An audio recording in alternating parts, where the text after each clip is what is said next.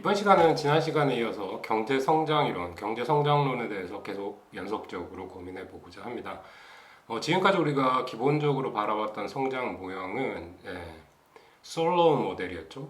솔로우라는 경제학자가 개발한 모델이고 아주 간단하고 직관적인 모형이면서 그 모형을 통해 가지고 많은 것들을 얘기할 수 있어서 처음 도입하고 가장 쉬운 모형이기도 하고요. 그 솔로 모델을 기반으로 해서 우리가 바라봤던 것, 그러니까 그 동태적인 모형, 그러니까 미분 방정식을 통한 분석이었는데, 뭐 그런 미분 방정식의 테크니컬한 부분들은 좀 빼더라도 여러 가지 내용들을 확인할 수 있었습니다. 그러니까 그 투자의 움직임, 그 다음에 경제 기본적인 생산 함수를 바탕으로 투자의 움직임이 어떻게 변할 것인지, 투자가 안정되는, 그러니까 K 닷 자본의 시간적인 변화가 0이 되는 안정 상태를 구하면 Y 닷도 0이 되고 경제 자체가 안정화적 단계에 머무르게 된다라는 겁니다. 그래서 그런 기본적인 아이디어를 가지고 공부를 했었는데 이번 시간에는 솔로 모델의 한계, 우리 잠깐 언급하기도 했었죠.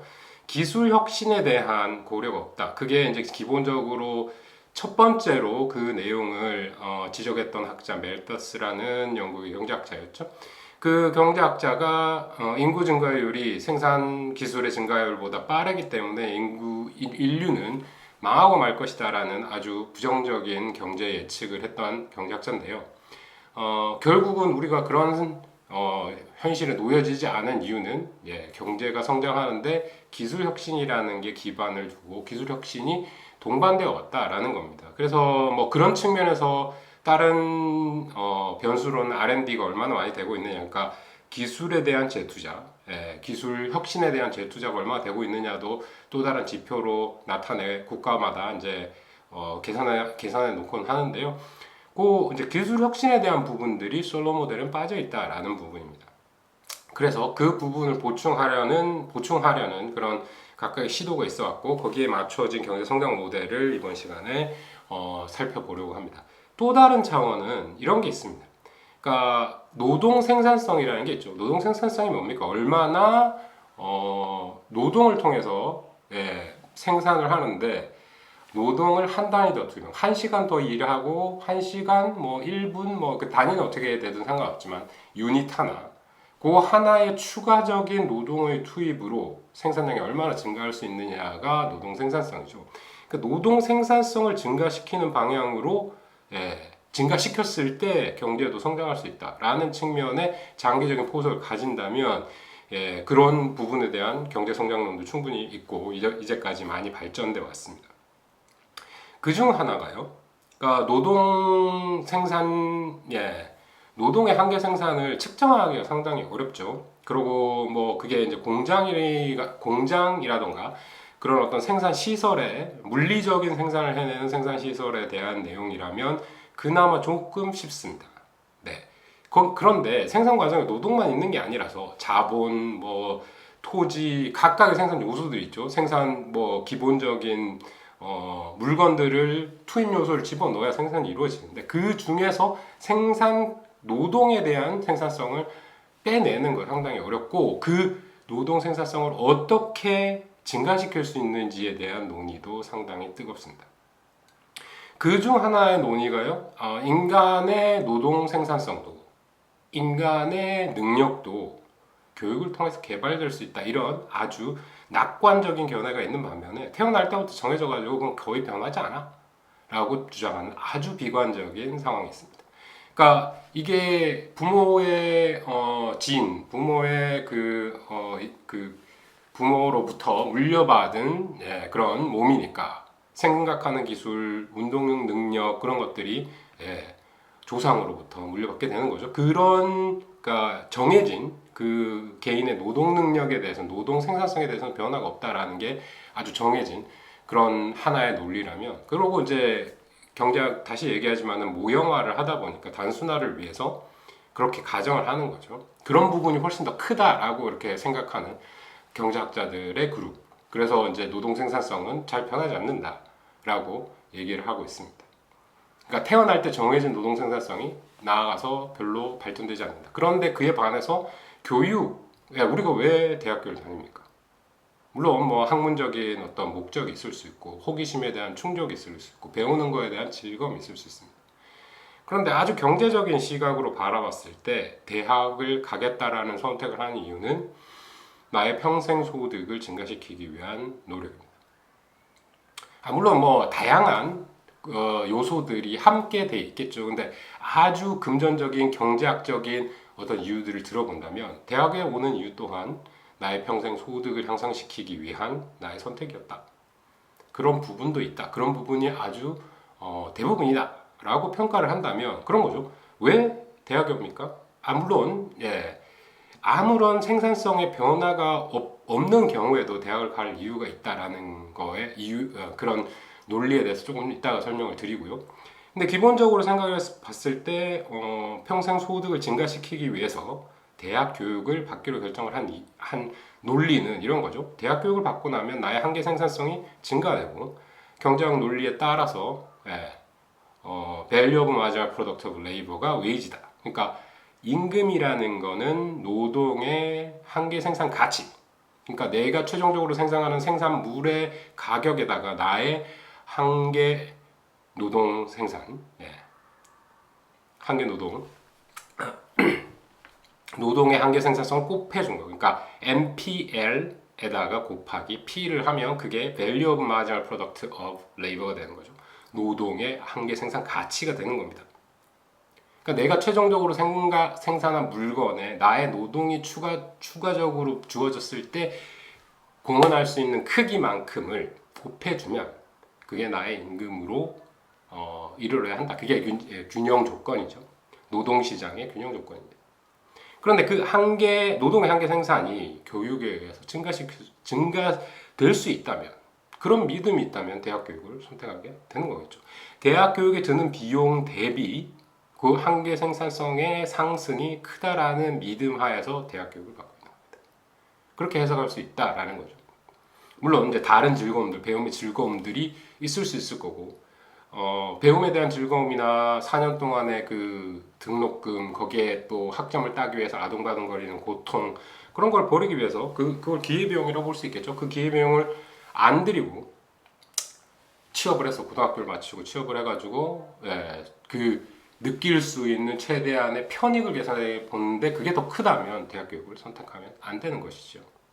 그게 경제학적인 어떤 논리입니다.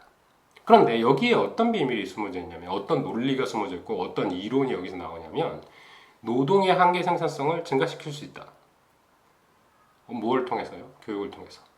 그럼 그 교육이라는 게 우리가 생각할 수 있는 자본에 대한 투자라고 해석할 수 있겠죠.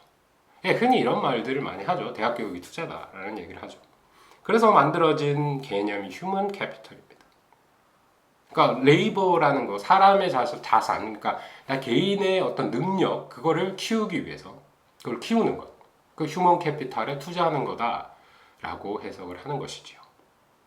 그래서 이제 그 교육의 효과를 믿는 경제학자들이 또 이제 휴먼 캐피탈이라는 이론을 내세우고 그거 투자를 통해서 휴먼 캐피탈을 상승시킬 수 있고 그 상승시키는 작용을 통해서 노동 생산성이 올라서 그게 이제 결국은 노동 생산성이 오르면 뭐겠습니까? 자본의 한계 생산이나 노동의 한계 생산이나 기술 발전이 일어나면 그게 생산 함수 안에 들어있죠. 그래서 추가적으로 자본이 늘어나고 자본이 축적되고 인구가 증가해서 노동량이 증가되고 그럼 생산량이 증가되는 것 아니겠습니까? 그 기본적인 그러니까 생산 함수에 들어있는 함수들을 그 함수의 각각의 요소들을 살펴봄으로써 경제 성장이 도대체 어떻게 일어날 수 있을지에 대해서 우리가 생각해 볼 수 있게 되는 거죠. 그런 논리입니다. 그래서 이제 노동의 그 투자, 노동에 대한 투자, 휴먼 캐피탈에 대한 이론이 또 하나의 큰 경제 성장론의 큰 이슈였습니다. 그러니까 지금 이거 이제 기술 발전이 고정돼 있다라고 가정했던 솔로 모델에 비교해서 이제 기술 발전이 들어갔을 때 경제 성장이 어떻게 움직일까에 대한 논의를 한번 해볼 거고요. 거기에 또 추가적으로 해볼 거 여러 가지 다방면으로 경제 성장론이 이렇게 발전해 왔는데 다른 방면으로의 발전 방안, 휴먼 캐피탈 이론이 되겠습니다. 그래서 이제 휴먼 캐피탈에 대한 내용, 그 한번 살펴볼 것이고요. 그거에 맞춰가지고 이제 요런 기술 발전이라든지 아니면 노동 자체에 대한 한계 생산이라든지 함수 자체가 변해가는 것. 그러니까 우리가 예전에 생각해봤던 솔로 모델에서 바라봤던 거는 외부적인 요인이 변할 때, 그러니까 생산 요소라든지 생산 요소의 변화가 아니라 외부적인 요인, 뭐 인구 증가율이 바뀌었다거나 뭐 그 depreciation rate, 감가상각률이 바뀌었다거나 이런 것들에 의해 가지고 경제 성장에 영향을 받는다. 저축률이 바뀌었다. 뭐 이런 어떤 우리가 바라보고 있는 기본적으로 바라보고 있는 변수가 아닌 외부적인 파라미터나 고정된 값으로 봤던 거에 대한 충격에 의해서 경제 성장이 결정된다라는 논리였다면 여기서 이제 바라볼 건 기술 발전, 노동 생산성 발전, 그런 것들에 대한 어떤 경제 성장의 영향들을 살펴보는 것이 되겠습니다. 그래서 이전에 했던 거는 외생적 경제 성장론이라고 볼 수 있고요. 요거 내생적 경제 성장론이라고 설명할 수 있겠습니다. 그래서 이게 한 단계 발전한 거죠. 그러니까 우리 그냥 그 외부적인 요소에 의해서 효과에 의해서 이제 아니면 충격에 의해서 어떻게 변화할 거인지에 대해서는 이제 충분히 연구를 했으니까 경제 내에서 우리가 바라보고 있는 경제적으로 바라보고 있는 중요한 변수들이 변화할 때 아니면 다른 중요한 개수들이 변화할 때 그러니까 내생적인 경제 내의 변수들이 변화할 때 경제 성장이 어떻게 바뀌어 가는지에 대한 연구가 되겠습니다. 그래서 내생적 경제 성장론이라고 하고요. 이게 이제 경제 성장론의 발전을 보여주는 것이기도 합니다. 서론이 되게 길었죠. 서론이 되게 길었는데 그만큼 중요한 부분이고요. 또 하나하나 각각을 통해서 살펴보도록 하겠습니다.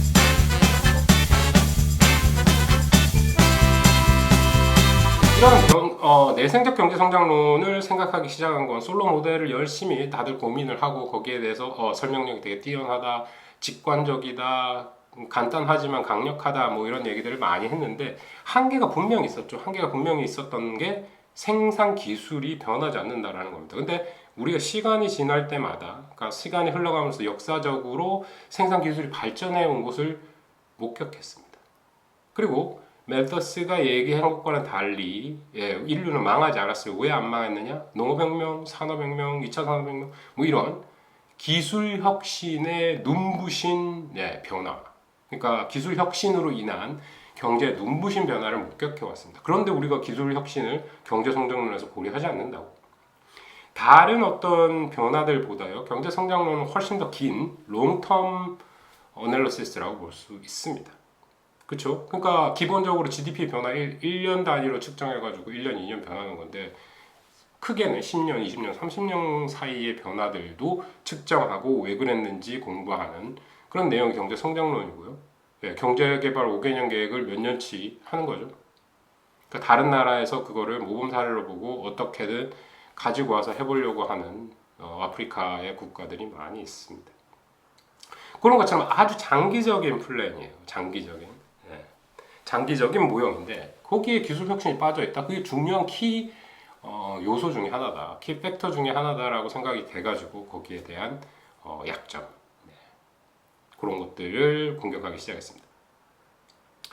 그 다음에 이제 안정 상태에서 중요한 거 여기서 이제 솔로가 가정했던 안정 상태 y 일정하죠. y k-0고 y-0고 이렇게 되는 안정 상태를 고려했습니다. 그거를 일정하다 0이 아닌 k라고 놓고 또 다른 안정 상태를 구할 수도 있습니다. 그 부분은 조금 이제 기술적인 부분이기 때문에 사실 뭐 논리적으로만 아니면 직관적으로 이해하시면 되고요. 그래서 현실을 보면 그렇지가 않다라는 거죠. 기술 혁신이 꾸준히 일어나 왔다. 거기에 대한 솔로 모델의 한계를 우리가 여실히 느낄 수 있다라는 겁니다. 그러면 이제 이번에는 우리가 기술 진보에 대한 고려를 한번 해 보겠습니다. 기술 진보가 어떤 방향으로 이루어지느냐라는 겁니다. 어떤 방향이요? 우리가 생산 함수를 정의할 때요. 생산 함수를 정의할 때 자본과 노동의 함수로 정의했습니다. 그럼 기술 혁신이 일어나는데 이게 노동의 혁신이냐 아니면 자본의 혁신이냐 이런 것들을 고려해 볼 수 있어요. 다시 말해서요. 어떤 신기술이 개발이 됐는데 신기술을 이용하면 사람이 두 명이서 일할 필요가 없다. 한 명이서 일해도 된다. 또는 예전에 어떤 낡은 아니면 오래된 기술로 만들어진 기계가 있었는데 그 기계보다 만드는 건 더 간단하지만 생산력은 훨씬 뛰어나다. 기술 혁신이 되겠죠. 그러니까 비용에 대해서 생산력이 더 높아지는 겁니다. 그런 겁니다. 예전에 주판으로 계산을 하고 막 이랬던 시절이 있었죠. 거기다 계산기 두드려서 계산했는데 이제 컴퓨터로 엑셀로 프로그램으로 그냥 간단히 계산할 수 있습니다. 그 반복적인 작업이 있다면 프로그래밍을 통해 가지고 아주 그 반복된 작업을 컴퓨터한테 시키면 되겠죠. 그런 현상이 일어날 수 있다라는 겁니다. 그 기술 진보가 캐피털적이냐 레이브적이냐. 그래서 하나의 변수를 도입하는데 그 하나의 변수가 E입니다. E. 그 E를 efficiency에서 온 E예요. 그 efficiency에서 E 나왔는데 이걸 첫 번째로 우리가 그냥 고려해 볼 거는 노동 쪽에 기술 혁신이 일어나는데 노동의 효율성 지표로 E를 놓겠습니다. 그러면 그러니까 여기서 우리가 가정하고 있는 거, 우리가 이제 생각해 보고 있는 거는 첫 번째로 우리 고민해 보는 거 기술 혁신이 일어났는데 노동에 영향을 미치는 노동 생산력에 직접적으로 영향을 주는 기술 혁신이 일어났다라는 부분을 생각해 보는 거죠. 그래서 E라는 게 노동의 효율성 지표로 효율성 변수로 들어갔습니다. 그래서 이제 그거를 다시 얘기하면 이제 영어로 얘기하면 labor augmented라고 하는데요. labor augmenting. 그러니까 노동 증대. 노동을 적게 투입해도 생산량이 증대하는 증대형. 노동 쪽에 더 힘을 실어준 노동을 강화한 labor augmenting technology improvement 이렇게 얘기할 수 있겠습니다. 기술 진보가 있는데 이게 노동 쪽으로 노동을 훨씬 더 강력하게 해주는 기술 진보다.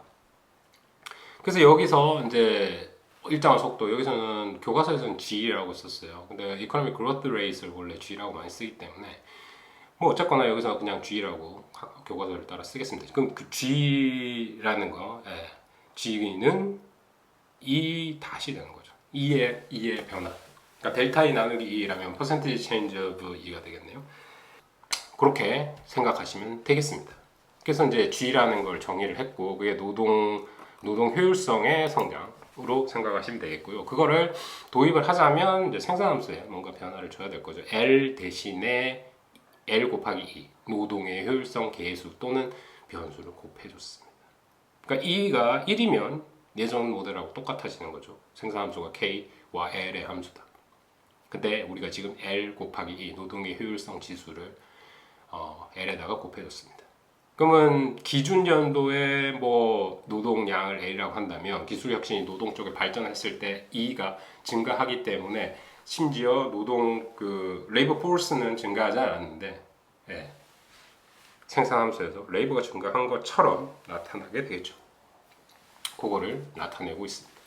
그래서 이제 솔로 모형에 비추어서 아니면 생산함수를 기본적으로 넣어 보더라도 이렇게 똑같은 모형을 가지게 됩니다. 근데 사실 L을 집어넣는다고 해서 별달리 달라지는 건 없습니다. 왜냐? 지금 KL 그 함수가 생산 함수가 그 constant returns to scale이었죠. 규모에 대한 수학 불변이었습니다. 근데 L 대신에 L2를 넣었다고 쳤을 때 L2를 넣어서 승으로 나타내도 똑같이 수학 불변이 나올 거고 그렇다면 우리가 할 수 있는 거 L2로 양변을 나눠주는 거죠. L 대신에 L2로 나눠주는 겁니다. 그러면 여기서 이제 말만 하나 더 집어넣으면 돼요. 1인당 노동자 대비 생산량, 1인당 노동자 1인 대비 자본, 그거 대신에 효율적 노동자 1인당 이렇게 되는 거죠. Y 나누기 L2, K 나누기 L2, L2 나누기 L2 하면 1 되니까 그거는 이제 함수에서 빠지게 되는 거고 함수 형식이 조금 바뀌겠지만 small fk로 다시 정의할 수 있는 겁니다. 그렇다면 똑같이 솔로 모델 같이 되는 거죠. Y는 small y는 small function of k, small k는 k 나누기 L2가 되겠습니다. 되셨나요? 거기다 효율적 노동 1인당 자본으로 해석하시면 돼요. L2로 나눠줬다는 것만 아시면 뭐 모형은 다 똑같습니다. 그렇다면 투자 자체도 SFK가 되니까 그 다음 부분들은 아주 솔로 모델하고 동일하게 유지가 된다라고 볼 수 있습니다. 그런데 자본량을 일정하게 유지시키기 위해서 우리가 이제 K 나누기 L이었죠. K 나누기 L이었는데 K의 자연스러운 감소분을 델타, depreciation rate이라고 했고, 그 다음에 분모분의 K 나누기 L인데 L의 증가가 스몰 k의 시간적인 변화를 볼 때는 네, 감소가 되겠죠. L이 증가하면 네, 스몰 k가 감소합니다. 왜냐하면 K 나누기 L이니까. 그러면 L의 증가, 시간에 따른 증가가 어떻다고요? N, 인구 증가율 또는 노동자의 증가 속도를 N이라고 한다면 델타가 이제 효율적 1인 노동자 1인당 자본의 감소분. 네, 델타가 기본적인 K의 감소분이 있을 거고요. 그 다음에 N, 노동 생산, 노동자 수의 증가분이 있을 거고요. 그 다음 뭐가 있겠습니까? E가 있죠. E의 변화분이 있습니다. 기술 진보에 의해서 창출된 새로운 노동자한테 자본 지분돼야 되니까 그 L2에서 E가 증가했을 때도 이게 차감된다라는 거죠. 그러니까 로그 함수 미분하면 퍼센티지 체인지로 바로 되는 거 전에 한번 말씀드린 적이 있는데요. 그것처럼 나누기로 돼 있는 거 미분해서 생각해 보면 분자는 더하기, 분모의 변화, 분모 변수에 대한 변화는 빼기로 바뀌게 됩니다. 그래서 n도 k의 감소분이니까 k 감소분, 그 델타죠, 델타. 감가상가, 인구 증가, 효율적 노동의 증가분 G, 요 세 개가 캐피탈, 스몰 k의 그 감소하는 역할을 하는 작용을 한다. 그거 세 개를 그러니까 처음에 우리 솔로 모델 마지막 부분에서 봤던 거 델타 플러스 n 괄호를 닫은 다음에 k로 해가지고 그 직선을 그리고 그게 만나는 점에서 SFK랑 만나는 점에서 스테이디 스테이트를 구했죠. 그랬던 거하고 똑같은 논리로 이해하시면 되겠습니다. 그래서 여기서 바라볼 거 괄호 안에 n 델타 플러스 n 플러스 g가 되겠죠. 그거의 변화를 각각 더해줘서 그려보면 이렇게 그림으로 이해될 수 있습니다. 그래서 솔로 모델 바탕으로 기술 진보가 일어났을 때 어떻게 해석할 수 있을까? 솔로 모델 기반으로 우리가 다른 아이디어를 좀 더 접목시켜보면 어떨까 해서 조금 더 확장된 내용이 이게 되겠습니다. 그러니까 뭐가 들어갔죠? 노동의 효율성을 측정하는 지표 2가 들어갔고 그걸 곱해가지고 L2를 만들어줬는데 사실은 별반 다르지 않다. 논리적으로는 똑같다. 그쵸? 그러면 스테디 스테이트 그러니까 K 닷은 SFK 마이너스 N 플러스 델타 플러스 G 괄호 닫고 K가 될 것이고 그거 두 개 합치는 거. 그러니까 요 SFK랑 요거 델타 NG 곱한 K랑 같아지는 그 점을 찾아가지고 스테디 스테이트 K 스타를 구해보면 되겠습니다. 그럼 이제 한 가지 살펴보고 지나갈 거예요. K-0이 되는 거죠. 그러면 K-0이라는 거는 효율적 노동자 1인당 자본. 그 K의 변화가 0이라는 거죠. 그러면 효율적 노동자 1인당 생산량 스몰 y 닷도 0입니다. 그죠? K-0이면 K-의 변화가 없으면 y 닷은 0입니다. 근데 그러면 1인당 생산량 1인당 생산량은 y 나누기 l이죠. y 나누기 l은 어떻게 되겠습니까? y 나누기 l은 y 곱하기 스몰 y 곱하기 2입니다. 되셨나요? 스몰 y가 뭐였죠? y 나누기 l이었죠. y 나누기 l. 그러니까 1인당 소득, 스몰 y. 우리가 예전에 구했던 스몰 y는 y 나누기 l이고 우리 지금 고려하고 있는 스몰 y는 y 나누기 l이었습니다. 그래서 우리가 지금 이제 다시 생각해보죠. 1인당 국민소득은 어떻게 변할지 이 안정 상태에서 1인당 국민소득 y 나누기 l을 고려해본다면 y 곱하기 2가 되겠죠. y 닷은 변화 없음에도 불구하고 2는 어떻게 변했죠? g만큼 변했습니다. 그렇다면 안정 상태에서 새로운 안정 상태에서 1인당 GDP 그러니까 효율적 1인당 말고 효율적 노동 한 단위당이 아니라 그냥 1인당의 생산은 어떻게 하느냐? G만큼 꾸준히 증가할 거다. 되셨나요? 그러니까 효율성, 노동의 효율성이 증가하는 만큼 경제 성장을 할 거다. 논리적으로 다른 것들을 일치하고 다 이제 안정 상태에 놓여져 있으니까 그러면 효율적 1인당 경제 성장은 안정 상태에 유지되겠지만 그러면 실질적인 한 명이 가져갈 수 있는 소득은 어떻게 될 것이냐? 1인당 소득은 G만큼 매년 증가하게 될 것이다. 그렇다면 총생산량 Y는요? 똑같은 논리로 해석할 수 있겠죠. 똑같은 논리로 총생산량 Y는 M 플러스 G만큼 성장한다라는 겁니다. 되셨나요? 네. 이 논리를 똑같이 생각해 보자면, 인구가 증가하는 게 왜 경제 성장이 마이너스로 여겨질까? 왜 경제가 성장한다고 우리가 연구를 하고 있는데 스몰 y는 안정화 상태에서 0이지? 이런 질문들을 할 수 있었을 겁니다. 솔로 모델을 하면서. 그 의문을 이렇게 다시 풀 수 있죠. 1인당 소득 자체가 안정화를 거치지만 GDP 자체는 계속 성장하고 있다는 거죠. 왜? Y도 성장하고 N도 똑같은 상태로 성장한다고 우리가 바라보고 있기 때문인데요. 그러니까 스몰 Y 다시 0이라는 거는 위에 GDP도 성장하고 밑에 L도 성장한다라는 거죠. 그렇다면 순수한 GDP Y의 성장은 얼마라고요? N이라고. 예전 솔로 모델이 그렇고 여기서 새로운 그 노동 혁신, 노동 효율성을 추가한 모형에서는 총 GDP의 변화 Y의 Y닷은 N 플러스 G가 된다라는 거죠. 효율성이 얼마나 증가했느냐, 노동이 얼마나 증가했느냐 만큼 Y도 증가하게 된다라는 겁니다. 되셨나요? 그러면 이제 경제 성장에 대한 기본적인 그렇구나라는 의문이 풀리실 겁니다. 이렇게 이제 해석을 하시면 되고요. 그래서 그 부분이 살짝 제가 설명을 드리는 걸 빠뜨렸는데 여기에 추가적으로 하고 있습니다. 그러니까 솔로 모델 안정화 상태에서 스몰 y 닷은 0이지만 거기서 y라는 거 얼마였다고? n이요. y의 변화. 라지 y 총 생산량의 총 소득의 변화. 라지 y 닷은 n이었다. 근데 여기서 바라보면 그러면 그러니까 여기서 y 나누기 le가 여기서 우리가 정리했던 다시 새로 정리했던 스몰 y였죠. 그 스몰 y였는데 스몰 y 대신에 y 나누기 l 솔로 모델 예전에 정리했던 y 나누기 l의 변화는요 안정 상태에서 g만큼 증가하게 될 것이다.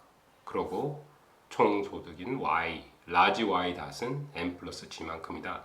그러면 예전 솔로 모델이랑 비교했을 때 노동의 효율성 지표를 곱하지 않았던 거 생각해보면 총 소득은 n만큼 계속 증가할 거고 지금 이제 효율성의 증가분까지 총 생산량의 증가에 영향을 미치는 거죠.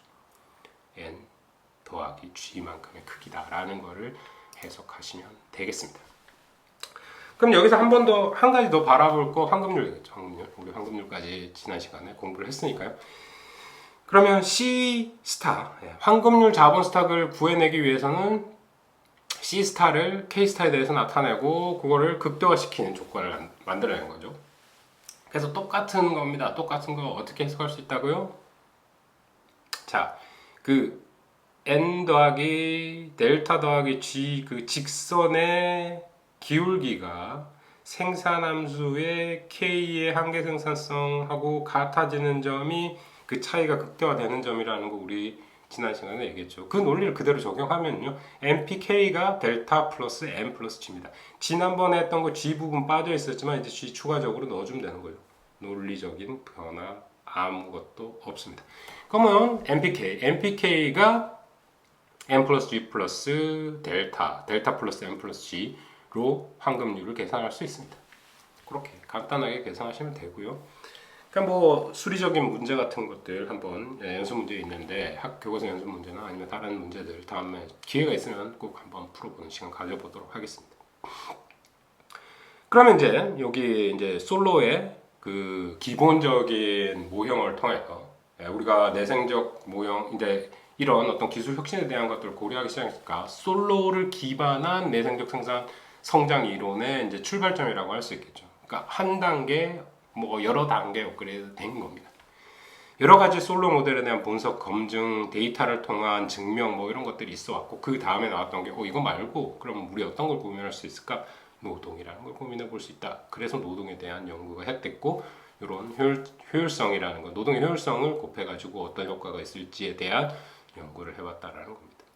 그게 그러니까 노동에 대한 효율성을 1하고 놓지 않고 자본에 대한 효율성을 1하고 놨을 때 그러면 이제 마이너스 방향으로 생기겠지만 하여튼 네.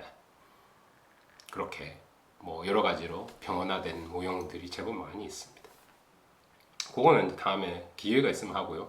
근데 가장 유명한 게 그러니까 노동의 효율성에 대한 지표를 통한 경제 성장론입니다. 그러면 그 솔로 모델에서 얘기하는 스테이지 스테이트는 어떤 성장이냐?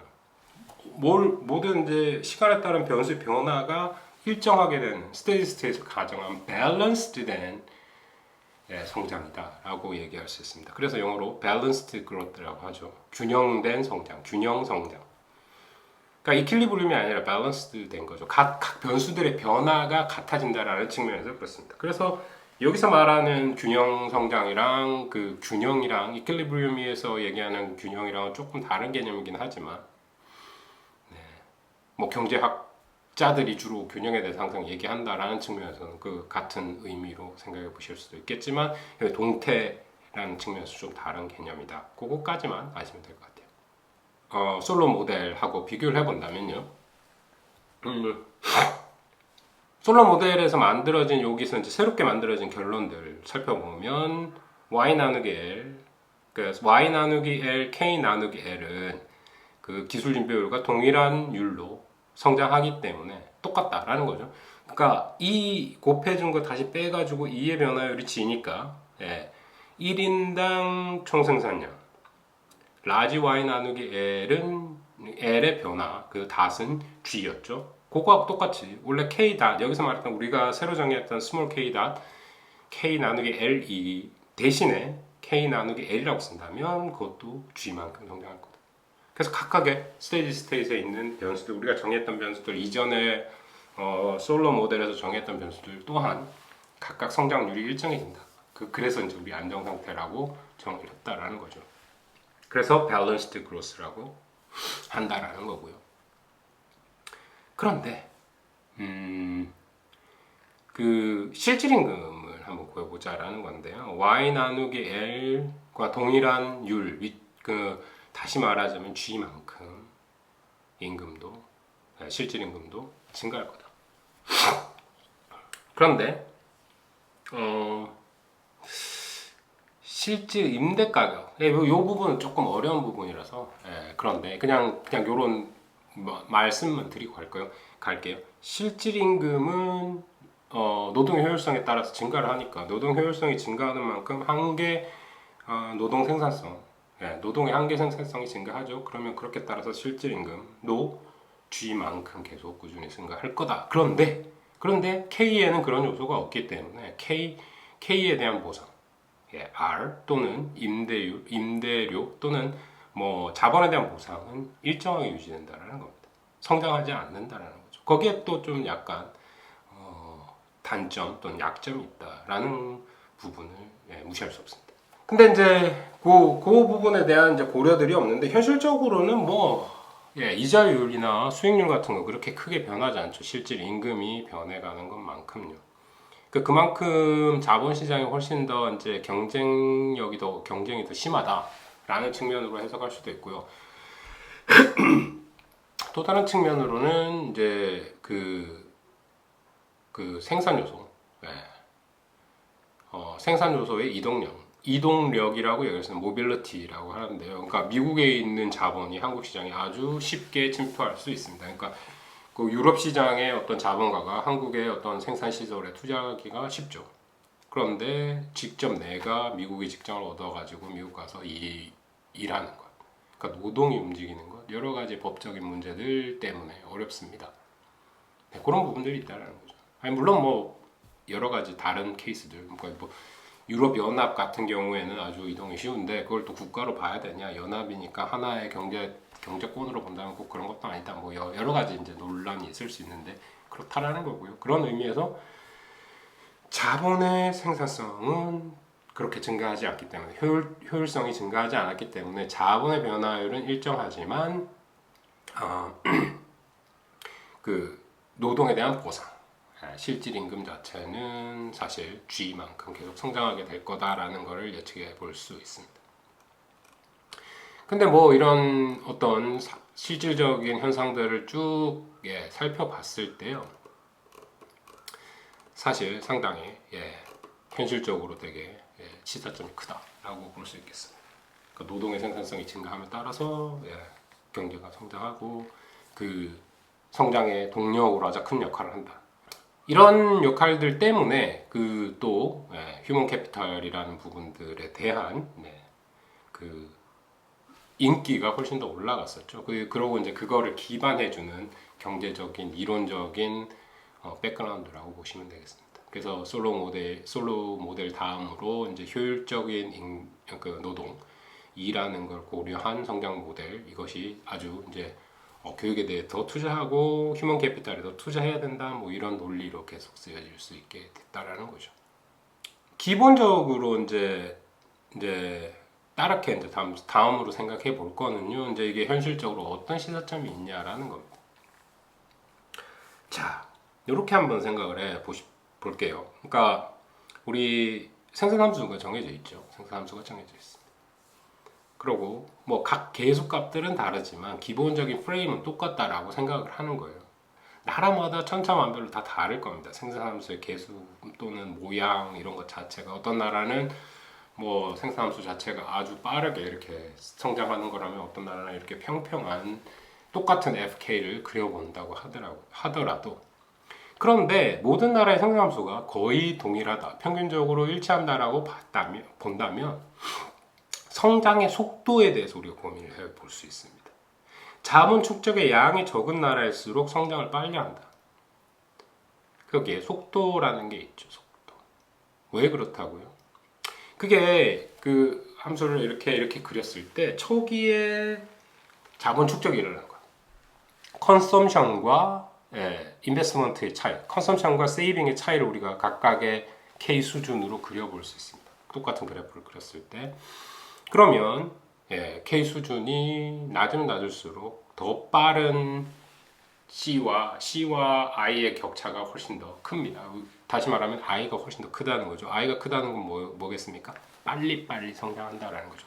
자본 축적이 일어나고 그 자본 축적으로 인한 경제 성장이 다음으로 이루어진다. 그렇다면 그 논리로 따지자면 자본 축적이 적은 나라일수록 경제 성장률이 빨라야 됩니다. 근데 현실적으로 그러냐? 그러지 않다라는 거죠. 물론 뭐 우리나라 같은 경우는 당연히 그랬고, 그 중국이라는 예도 우리가 봤습니다. 근데 그게 평균적인 효과는 그렇지 않다라는 거죠.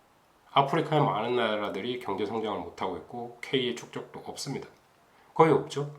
그리고 성장률이 마이너스인 경우도 있어요. 그게 한두 나라뿐이냐? 그렇지가 않습니다. 그래서 그런 걸 다 총체적으로 이렇게 평균을 내봤을 때도 한국이나 중국 같이 경제 성장률이 되게 높은 이런 경우를 찾아보기 어렵다라는 거죠. 또 뭐 역사적으로 중남미 국가들은 성장을 빨리 하다가 다시 이렇게 역행한 그런 경우들이 많고, 그 부분도 뭐 평균에는 작용을 하고 있겠습니다만, 그래도 기본적으로 우리가 이론적으로 보는 관점에서 K의 축적률, 그러니까 자본의 축적률이 낮은 나라일수록 경제 성장이 빨라야 되는데 현실적으로 그냥 그러면 이제 그 논리로 빨라야 된다. 그거 빠르다고 믿자. 그러고 빨리 될 거다. 지금은 안 그렇지만 출발만 딱 하면 그렇게 될 거다라고 믿는다면 Great Convergence라고 해서 모든 경제 국가들이 이렇게 따라잡을 거다. 그 다음에 이제 또 다르게 고민하는 거 있죠. 중국이 미국의 경제를 따라잡느냐 마느냐 하는 문제도 사실은 그런 거죠. 이 같은 경제 성장률을 유지한다면 아무리 점점 더 속도가 줄어든다고 하더라도 조만간에 10년, 20년 사이에 미국 경제는 중국한테 따라잡힐 거다라는 그 두려움을 미국의 경제학자든 아니면 세계적인 경제학자든, 미국 사람들은 두려워하고 있고 다른 나라 사람들은 귀추를 주목하고 있는 경우가 있습니다. 근데 이제 그런 논리를 따져보자면 원래 자본 축적량이 적은 나라일수록 경제 성장률이 높아야 된다. 그런데 뭐라고요? 모든 나라의 그 생산함수가 똑같으냐? 바로 공격할 수 있겠죠. 네, 우리가 다 똑같다라는 가정하에 이렇게 얘기하는 거지. 생산함수가 어떤 나라는 이렇게 가파르게 생겼고 어떤 나라는 아주 이렇게 평평하게 그려진다면 FK라는 그 함수를 그 K의 몇 승 이런 이제 함수가 될 거죠. 이렇게 생겼다면 보통 우리가 많이 봤던 함수 모양으로는 y는 k의 2분의 1승, 스퀘어 루트 오브 k, 루트 k 뭐 이런 거 이런 유의 그래프입니다. 루트 k라는 건 뭐죠? 그러니까 이렇게 성장한다는 건 성장률이 점점 처음에는 크다가 점점 평평해지는 거. k의 몇 승짜리 그래프인데 1보다 작은 승을 가지고 있다라는 거죠. 그렇게 해석을 하시면 되고요. 그 크기, 그 승의 크기 또는 이제 다른 모양도 있을 수 있겠습니다. 근데 하여튼 그 우리가 이제까지 봐왔던 생산 함수를 봤을 때 그런 모양을 가지고 있다라는 거고요. 거기다가 이제 그 기본적인 가정이 constant returns to scale였죠. 그 수학에 대한 규모 불변이라는 조건 하에 그렸던 그래프이기 때문에 그런 사실상 뭐 여러 가지 한계점이 있다라는 것들이요. 그 다음에 이제 여러 가지 다른 경제적인 변수들, 뭐 저축률, 인구 증가율, 뭐 인적 자본에 대한 투자, 그 다음에 그 투자 인프라, 국가에 대한 경제 정책, 그 다음에 지도자의 어떤 능력, 정치적인 어떤 융화력, 정치적인 안정도, 그 다음에 각 국가가 가지고 있는 시츄에이션, 상황들요. 그 남북이 대치되어 있는 이런 분단국가, 뭐 세계적으로 유일무이하죠. 그런 어떤 각 국가들이 가지고 있는 특징들이 있기 때문에 이렇게 단순히 딱 직관적으로 얘기하기는 어렵다. 물론 이제 그런 단순한 스테이트먼트의 강력함과 분석의 힘은 아주 큽니다. 근데 다양한 케이스를 분석하거나 평가하기는 어렵다라는 한계가 있다라는 걸 직접적으로 보여주고요. 여기에 이제 맞춰가지고 컨버전스, 그레이트 컨버전스 뭐 이렇게 얘기하는데 모든 국가들이 한 그 K 닷이라는 안정화된 상태까지 접근을 하게 될 거다. 궁극적으로는.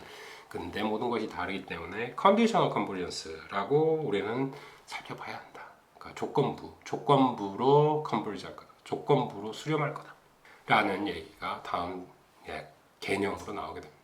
이게 왜 그 각각의 조건에 맞는 안정화 상태에 가게 될 거다라는 거죠.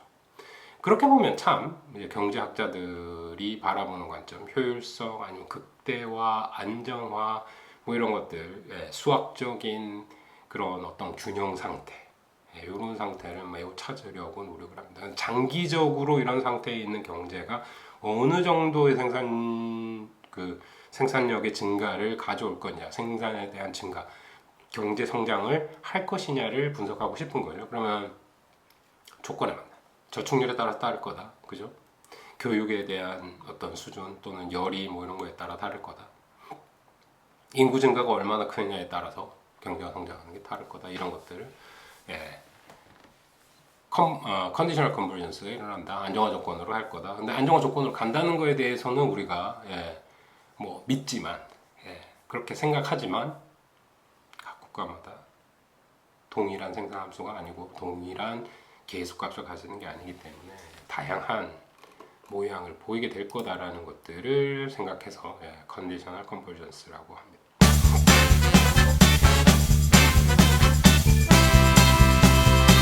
여러 가지 그러니까 경제 성장들에 대한 요소들이 있을 수 있는데요. 그 경제 성장에 대한 요소들을 각각 한번 살펴보도록 하겠습니다. 첫 번째로 뭐가 있을까요? 아주 직관적으로 바로 왔습니다. 그러면 생산 함수가 생산량을 결정하죠. 생산적인 측면, 공급적인 측면에서 그렇습니다. 그러면 소비하는 거, 지출하는 거 말고 생산량을 늘려야 될 건 아닙니까? 그렇지 않습니까? 생산량을 늘려야 됩니다. 그러면 어느 함수가 변했을 때 GDP가 증가하나요? 생산 함수에 있는 Y가 증가했을 때 GDP가 변합니다. 그러면 그 GDP를 키우려면 어떻게 해야 될까요? 그걸 키우기 위해서 생산함수를 잘 지켜보면 됩니다. 생산함수에 뭐가 들었죠? 생산함수는 K와 L의 함수죠. 그럼 K가 증가하면 Y가 증가하겠죠. 너무 쉽나요? 너무 쉽지만 아주 중요합니다. K가 증가하면 Y가 증가해요. L이 증가하면 Y가 증가하죠. 국가경제 상황에서 볼까요? L이 증가하는 거 인구가 증가해야 Y가 증가합니다. 솔로 모델에서 Y랑 K랑 뭐 그 0 아닌가요? 스테디 스테이트는 0이지만 그 차원을 우리가 정의를 했던 거, 그렇게 만들었던 거, 두 변수니까 1변수로 만들고 동태적 분석이니까 좀 간단하게 만들자고 해서 그렇게 했던 거고, K와 L의 비율이 바뀐다라는 거죠. K와 L의 비율이 0인데요. 그리고 Y 다시 0인데요. 1인당 국민소득은 0이지만 안정 상태에서 총 생산량은 증가한다라는 거죠. 얼마만큼요? 인구 증가 얼마만큼. 그게 어떤 역할이었죠? 노동의 증가 역할이었습니다. 그래서 노동의 증가만큼 Y가 증가했으니까 1인당 소득은 적정한 수준에서 유지가 된다라는 거죠. 되셨습니까? 네. 그렇고요. 그래서 우리가 첫 번째로 고려해 볼 거, 경제 성장을 이루고 싶어. 뭘 해야 될까? L을 늘리거나 K를 늘려. 생산량을 늘리고 싶어? 네, K를 늘리거나 L을 늘려. 그거 말고 또 어떤 거 있겠습니까? 어떤 게 있죠? 기술 혁신이 있을 수 있어요. 1인당 효율성 증가하면 되겠죠? 네, 증가하면 됩니다. 되셨나요? 그래서 이 각각의 요소들 되게 쉽지만 중요한 부분입니다. 경제 성장? 우리 경제 성장을 어떻게 하지?라고 원론적으로 돌아간다면 뭘 첫 번째로 봐야 된다고요? 생산함수. 생산함수 바라보고 생산함수의 모양이 어떤 거에 따라서 어떤 식의 타겟을 맞춰가지고 성장할 수 있을지를 얘기할 수 있습니다. 근데 경제학에서 생산함수를 가정하고 있지, 생산함수의 모양에 대해서 세상에서 알고 있는 사람은 아무도 없습니다. 그래서 기술 혁신이라는 게 일어났는데 그게 어느 쪽으로 일어났는지도 사실은 판가름하기가 좀 어려워요.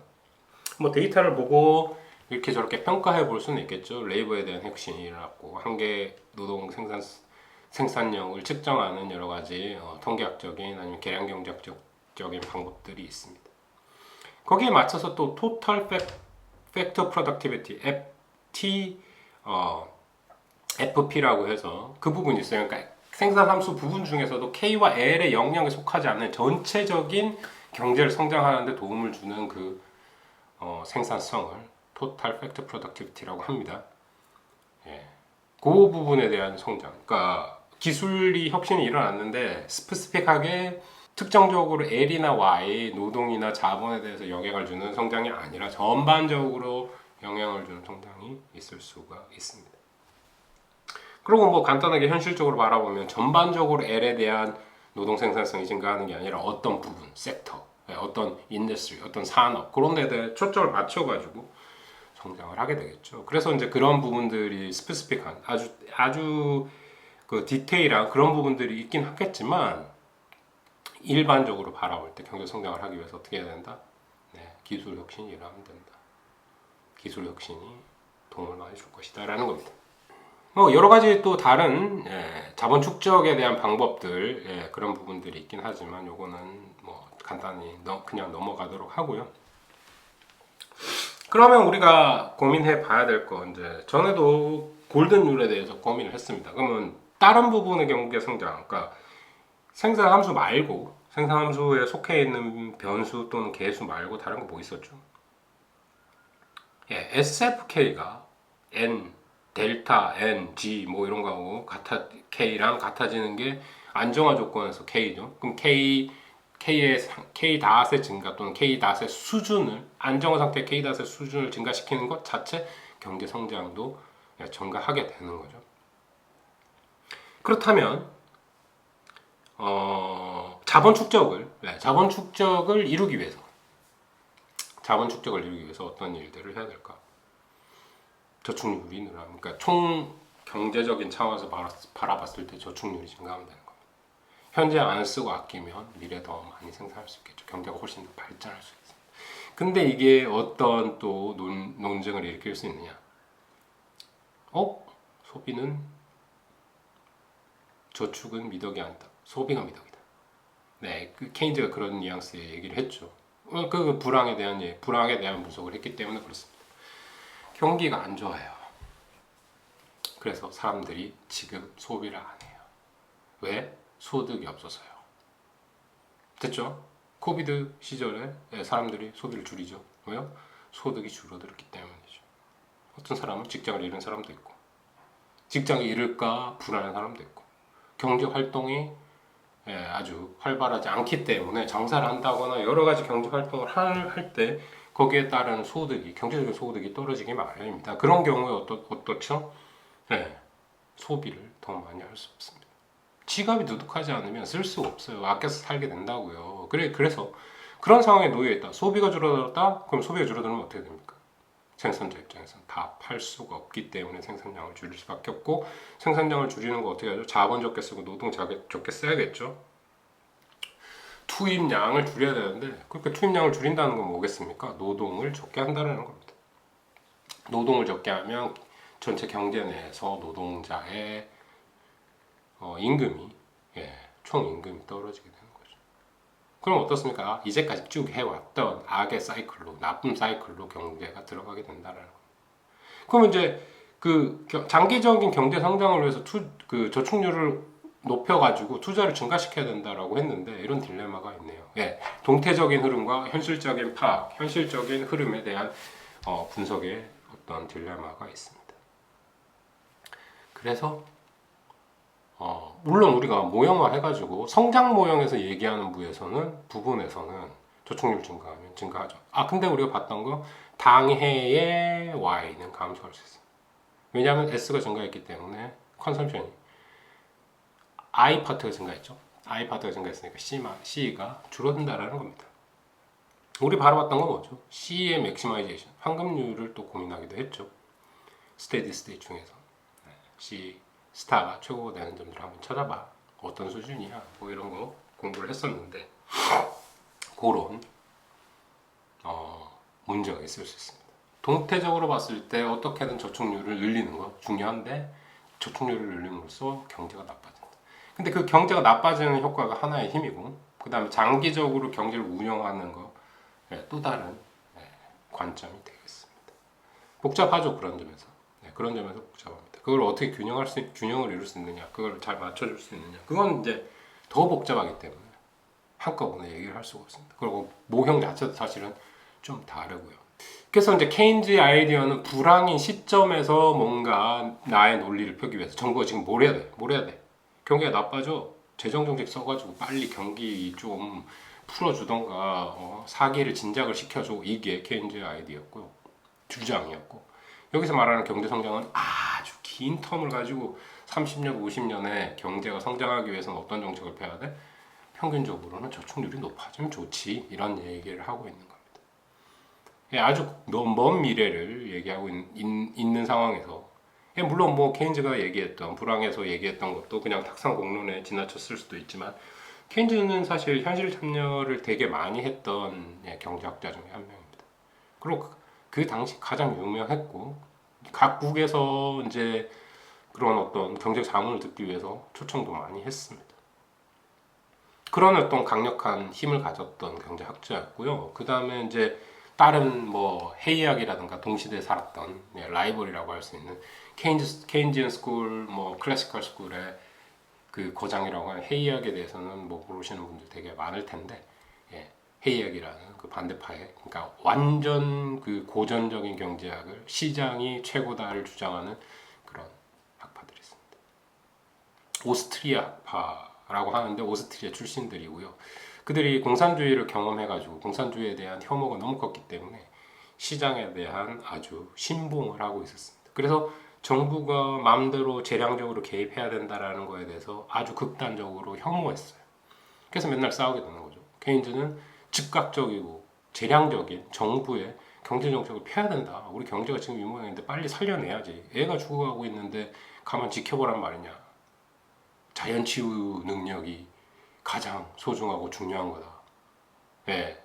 자연 치유 능력, 인간의 신체가 가지고 있는 자연 치유 능력이 제일 좋은 거니까 자연적으로 치료되게 냅둬라 좀. 언젠간 살아날 거야.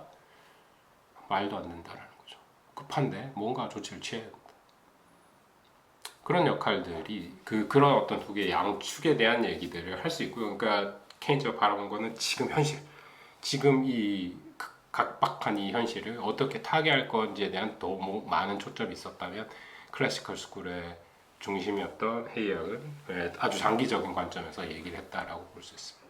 너무 지금부터 개입 많이 하고 그러면 안 돼. 결국 시장에 혼란을 주고 나중에는 그게 반대 쇼크로 찾아와가지고 더 큰 혼란을 야기하게 될 거야. 뭐 이런 이제 주장을 하는 거죠. 그런 이제 정책상의 논쟁들을 꾸준히 우리는 가져왔습니다. 그래서 이제 저축률을 높여야 될까 낮춰야 될까 뭐 이런 거에 대한 고민들이 생기게 되는 거죠. 근데 이제 그걸 판단하는 기준이 있을 수 있죠. 네. 저축률에 대한 평가를 다시 해볼 수 있는 게 환급률에 대한 공식입니다. 환급률에 대한 공식이 뭐였죠?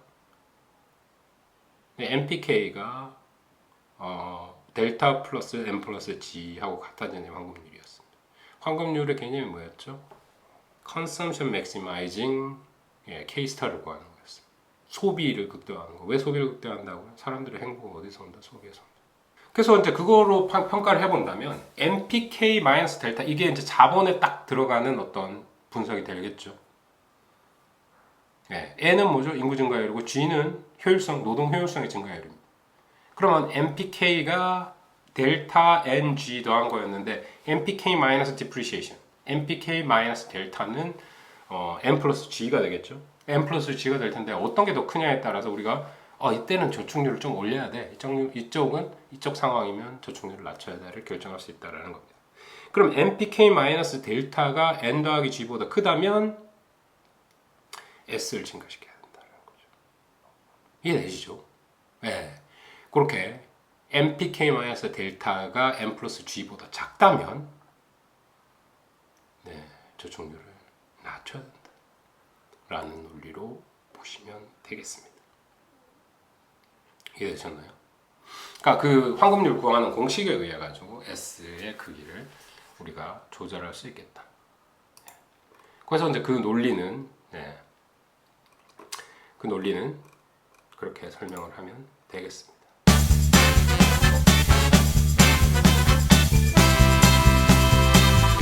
자, 이번 시간에는 노동의 그 효율성, 그 효율성 지표, 노동 1인당 효율성 지표를 2라고 놓고 이의 변화를 통한 기술 혁신을 통한 노동의 발전, 노동 한계 생산의 발전을 고려한 그런 경제 성장 모형을 고민해 봤습니다. 모형 자체는 솔로 모델이랑 별반 다르지 않지만 거기에 하나 큰 아이디어가 들어가 있고 다른 어떤 또 새롭게 개발된 경제 성장론에 상당히 복잡한 모형들이 많이 있지만 논리적인 부분 그런 어떤 아이디어의 혁신 그런 부분들에 초점을 맞춰서 설명을 드렸고요. 그 이제 내생적 성장 이론이라고 하는 것들 거기서 떠나와 가지고 노동의 발전을 통해서 어떻게 경제 성장이 이루어질지 그리고 현실적인 해석 능력 우리 어떻게 해야 될지 정부로서 저축률을 늘려야 될지 낮춰야 될지에 대한 고민하는 시간 약간 가져봤습니다. 이번에는 뭐 좀 이제 수리적인 모형, 이제 숫자가 들어간 모형, 간단한 모형 가지고 한번 또 추가적으로 좀 다뤄볼 테니까 그거 한번 다시 꼼꼼히 찾아보시고 여기서 그런 어떤 내용들, 그 논리들 이런 것들 한번 다시 이해해 보시는 시간 가졌으면 좋겠습니다. 경제 성장론 뭐 잠깐 더 얘기할 수도 있는데 다음 시간에도 경제 성장론 잠깐 더 얘기를 하고 다음으로 넘어가도록 할게요. 그만큼 경제 성장론이 상당히 중요하고 그 거시경제학 부분에서 상당히 큰 부분입니다. 그래서 꼭 한번 추가적으로 복습하시는 시간 가져가지고 이해를 좀 더 높여주셨으면 좋겠습니다. 이번 시간은 이렇게 마치도록 하겠습니다. 감사합니다.